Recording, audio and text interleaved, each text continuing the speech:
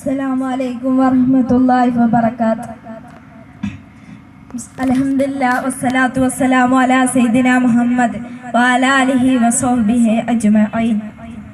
ബിസ്മില്ലാഹിർ റഹ്മാനിർ റഹീം. ഇന്നല്ലാഹ വമലായികതുഹു യുസല്ലൂന അലൻ നബി യാ അയ്യുഹല്ലദീന ആമനൂ സല്ലു അലൈഹി വസല്ലിമു തസ്ലീമാ. ഏറ്റവും ബഹുമാനപ്പെട്ട ഉസ്താദുമാർ, മുതഅല്ലിം സുഹൃത്തുക്കളെ, മുഅ്മിനീങ്ങളെ, ഞാൻ നിങ്ങളുടെ മുന്നിൽ സംസാരിക്കാൻ പോകുന്നത് സലാത്ത് എന്ന വിഷയത്തെ ആസ്പദമാക്കിയാണ്.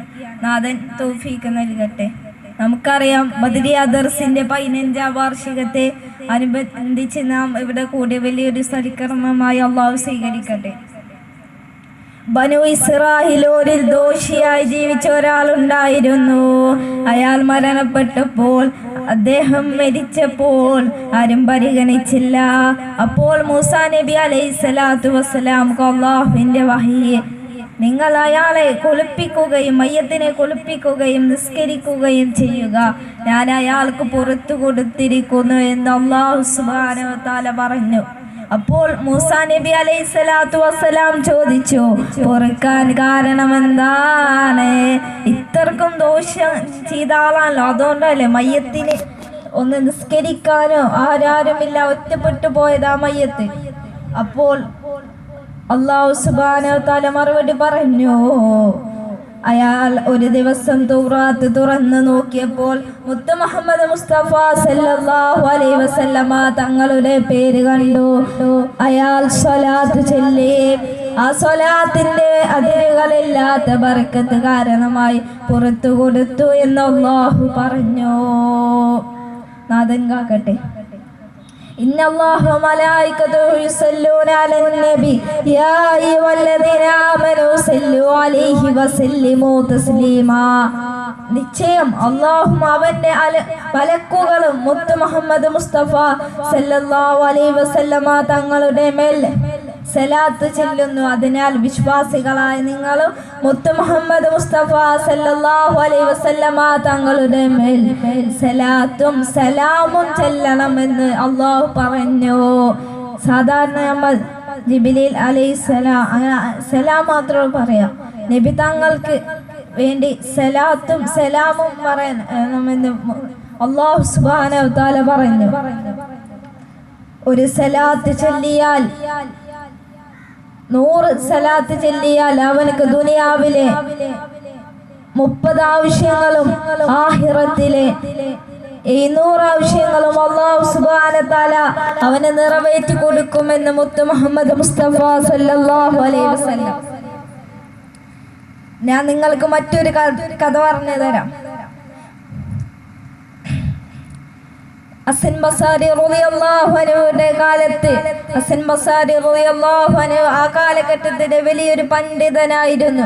അദ്ദേഹത്തിന്റെ കാലത്ത് ഒരു സ്ത്രീ വന്നുകൊണ്ട് പറഞ്ഞു, എന്റെ മകൾ മരണപ്പെട്ടു പോയിരിക്കുന്നു, എനിക്ക് അവളെ സ്വപ്നത്തിൽ ദർശിക്കണം, അതിന് വല്ലതും പഠിപ്പിച്ചു തന്നാലും എന്ന് പറഞ്ഞു.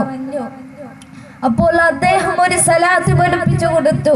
ആ സലാത്തിന്റെ ബർക്കത്ത് കാരണമായ ഉമ്മ ആ മകളെ സ്വപ്നത്തിൽ ദർശിച്ചു.